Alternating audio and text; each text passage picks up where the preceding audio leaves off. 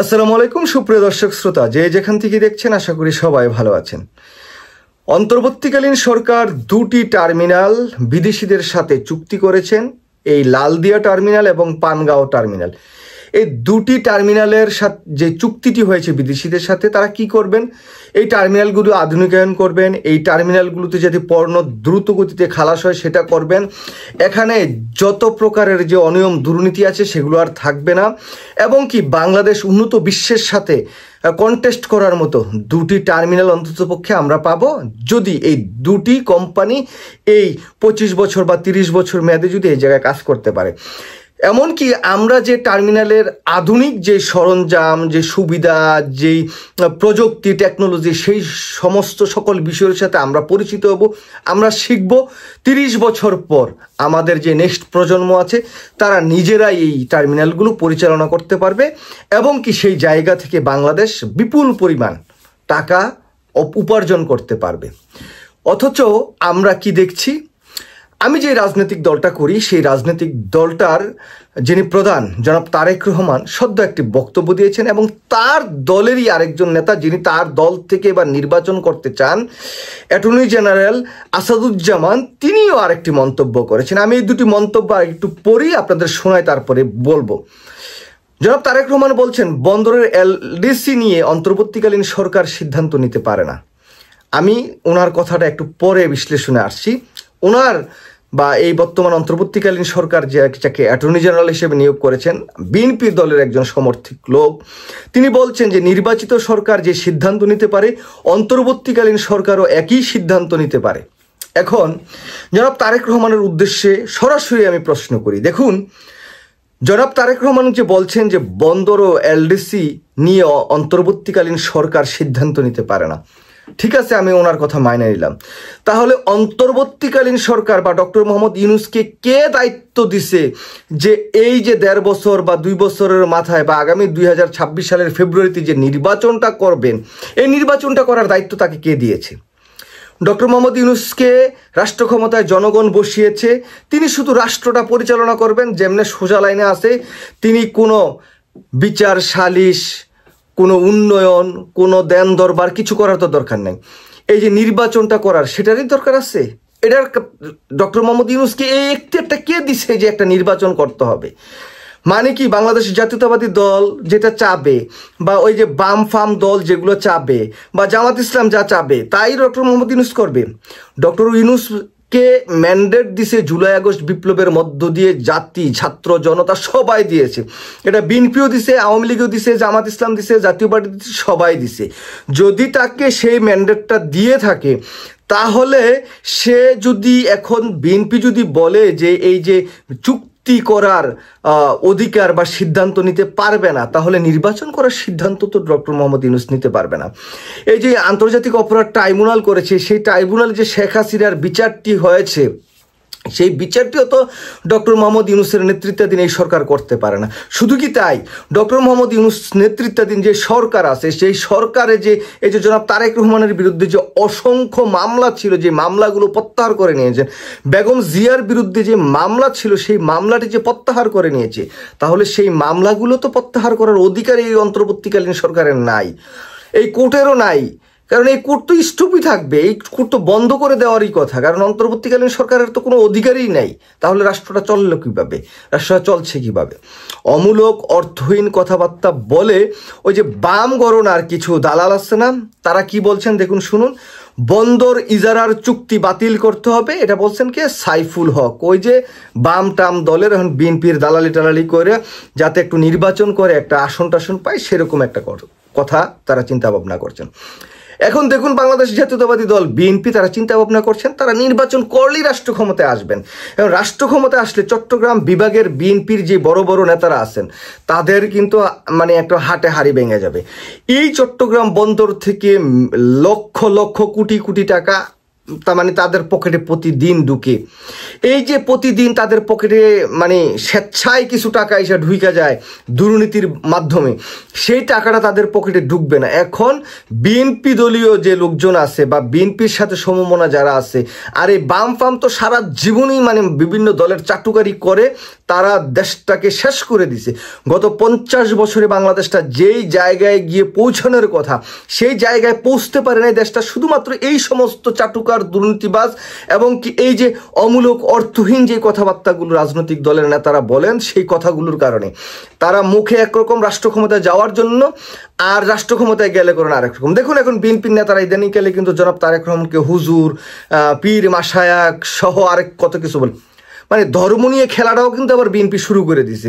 জামাত একদিকে তো তারা তো ধর্মভিত্তিক রাজনৈতিক দল, তারা তো ধর্ম নিয়ে তারা কাজ করছেনই, কিন্তু বিএনপির মতো একটা দলও কিন্তু এখন ধর্ম নিয়ে কাজ করা শুরু করেছেন। যাই হোক, আমার কথা সেটা না, আমার কথা যেটা ডক্টর মোহাম্মদ ইউনূস কি কোনো দুর্নীতি করছে এই যে টার্মিনালগুলো মানে বিদেশিদের সাথে চুক্তি করে? শুধু তো তারা টার্মিনাল নিয়ে চুক্তি করছে, অথচ বিএনপির সাথে এই শরিক যে চামচা আছে তারা এখন কি বলতেছে যে মানে ডক্টর মোহাম্মদ ইউনূস এই বন্দরকে ইজারা দিয়ে দিচ্ছে বিদেশিদের কাছে। আরে গাদার দল, বন্দরকে ইজারা দেয় নাই, টার্মিনালকে আধুনিকায়ন করার চুক্তিতে তাদের সাথে চুক্তিবদ্ধ হয়েছে, তারা আধুনিকায়ন করবে, সেই জায়গা থেকে বাংলাদেশ রেমিটেন্স পাবে, বাংলাদেশ টাকা পাবে, বাংলাদেশকে টাকা দিবে, মানে একবারে দিয়ে দেয় নাই, এটা আধুনিকায়ন করবে। আর এই জায়গায় কাজ করবে বাংলাদেশের লোকজন, বাংলাদেশের যে কর্মী শ্রমিক যারা আছে তারাই কাজ করবে। কিন্তু যারা এখন এটার বিরোধিতা করছেন তারা যে কিছু বাগবটরা পায়, টাকা টুকা পায়, ওই বাগবটরা আর পাবে না, ওই দুর্নীতিটা বন্ধ হয়ে যাবে। প্রতিদিন লক্ষ লক্ষ টাকা, কোটি কোটি টাকা মাসে এটা বিএনপির নেতাকর্মী বা অন্যান্য দলের নেতাকর্মীদের পকেটে যাবে, সেইটা বন্ধ করে দিয়েছে ডক্টর মোহাম্মদ ইউনূস। সেই জন্য এখন কোর্টে এসে মামলা হামলা এটা সেটা সারাদিন কথাবার্তা বলছেন। এই অমূলক অর্থহীন কথাবার্তা বলার মানে হচ্ছে বাংলাদেশটাকে আপনারা পিছিয়ে দিতে চান, বাংলাদেশটা আন্তর্জাতিক বিশ্বের সাথে যে তাল মিলিয়ে যে চলবে। এই দেখুন, বন্দরটা কিন্তু বাংলাদেশের একটা কোম্পানিকে, এই টার্মিনালটা বাংলাদেশের একটা কোম্পানিকে 6 মাসের জন্য তাদের সাথে চুক্তিবদ্ধ হয়েছিল, তাদেরকে দিচ্ছিল, তারা কিন্তু কিচ্ছু করতে পারে নাই, বরঞ্চ আরো লস হইতেছিল সেই জায়গায়, মানে সরকার আরো ভর্তুকি দিয়ে চালানোর মতো একটা অবস্থা ছিল। তো সেই জায়গায় সরকার মানে অন্তর্বর্তীকালীন সরকার ডক্টর মোহাম্মদ ইউনূস চিন্তা করেছেন যে এটা বিদেশিদের সাথে যদি চুক্তি হয়, তারা যদি এখানে এসে কাজ করেন তাহলে এই বন্দরগুলো যেমন আধুনিকায়ন হবে, সেই জায়গায় বাংলাদেশ অনেক বেশ বিপুল পরিমাণ অর্থ পাবে। এটা বাংলাদেশের যেই আরও শ্রমিকরা সেখানে কর্মসংস্থান হবে, এটা স্বচ্ছভাবে। কিন্তু ওই যে 5000 কর্মী আছে হইলো 500, সেই ব্যবস্থাটা করার জন্য বিএনপি দলীয় নেতাকর্মীরা বা অন্যান্য দলের নেতাকর্মীরা এই টার্মিনাল যে চুক্তিগুলো হয়েছে, এই যে লালদিয়া টার্মিনাল এবং পানগাঁও টার্মিনাল, এই চুক্তিগুলো তারা মানতে চায় না, এই চুক্তির বিরুদ্ধে তারা সোচ্চার ভূমিকা পালন করছে। তারা আন্দোলন, সংগ্রাম, মিছিল, মিটিং সব কিছু করানোর ব্যবস্থা করতেছে। এগুলা কিন্তু করাচ্ছে কারা? প্রধানত বিএনপি দলীয় লোকজন যারা আছেন তারা, এবং বিএনপিকে এখন যে টেলিভিশনগুলো সমর্থন করে, যে চ্যানেলগুলো সমর্থন করে, তারা কিন্তু এখন এই টার্মিনাল চুক্তির বিরুদ্ধে লাগছে। প্রতিনিয়ত তারা এক একটা রিপোর্ট করে এই টার্মিনাল ইজারা দিয়ে দিচ্ছে, বিদেশে গেছে, এই করছে সে করছে। এখন আমার একটা ভালো প্রস্তাব আছে, এটা ইন্ডিয়ার আদানি আছে, আদানির কাছে দিয়ে দেন। আদানিকে যদি টার্মিনালগুলা ভাড়া দিয়ে দেন, তাইলে ওই আদানির কাছ থেকে আবার আপনারা দেন দরবার করে বা মোদির কাছ থেকে দেন দরবার করে কিছু টাকা পয়সা খাইতে পারবেন।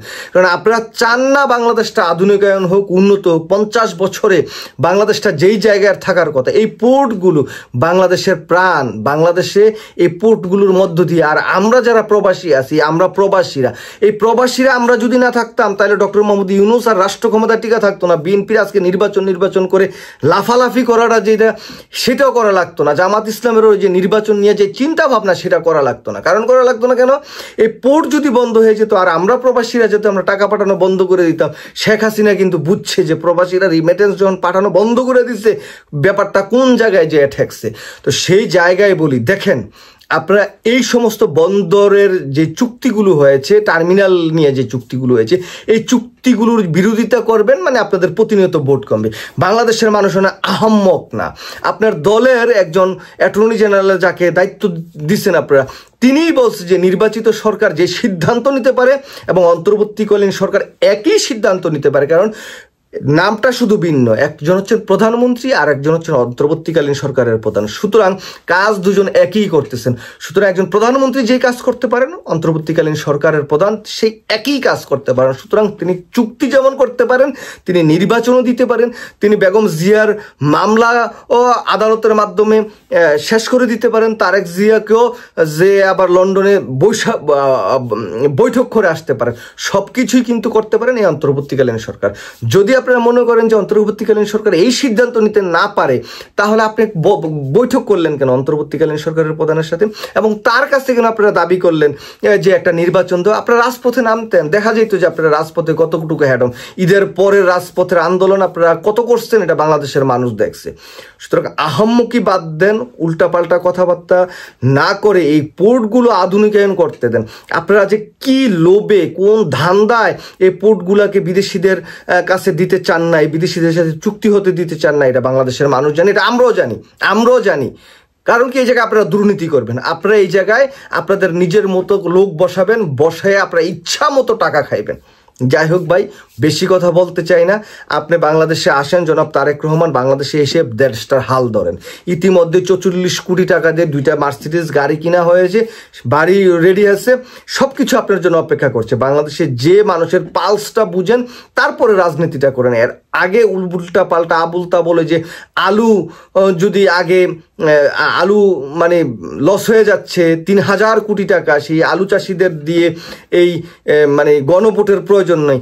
আপনার এইসব কথাবার্তার কারণেও দলের কিন্তু আরো বেশি ক্ষতি হচ্ছে। আপনি অত্যন্ত ভালো সাজানো গুছানোভাবে বক্তব্য দেন, কিছু টাইমে আপনার যে উপদেশ যারা দিচ্ছেন, আপনি যাদের উপদেশ নিয়ে কথাবার্তা বলছেন, এগুলো বাংলাদেশের মানুষ কিন্তু খাচ্ছে না বলেই কিন্তু আপনার দলের নেতাকর্মীদেরকেও আপনারা যেমন কন্ট্রোল করতে না পারার কারণে আপনাদের ভোট কমছে, আপনাদের এক একটি কথা, এক একটি লাইন কিন্তু বাংলাদেশের জনগণ ধরছে। সেই জায়গায়, সেই কারণেই কিন্তু আপনারও জনপ্রিয়তা কিন্তু কমছে। সেই জায়গা থেকে বাংলাদেশে এই অন্তর্বর্তীকালীন সরকারের নেতৃত্বে যে ডক্টর মোহাম্মদ ইউনূস আছেন, তিনি যেই কাজগুলো করছেন বাংলাদেশের প্রয়োজনে, বাংলাদেশের কল্যাণী কাজ করছেন। ওই অন্য যারা ভারতীয় গোয়েন্দা সংস্থা রয়ের যারা দালাল, তারা যেই অ্যাঙ্গেলে কথা বলে, সেই অ্যাঙ্গেলে যে আপনারা কথাবার্তা বললে আপনাদের দলের সর্বনাশ হবে। এটা নেক্সট নির্বাচনে আপনারা বুঝতে পারবেন। সবাই ভালো থাকবেন। আল্লাহ হাফেজ। আসসালামু আলাইকুম।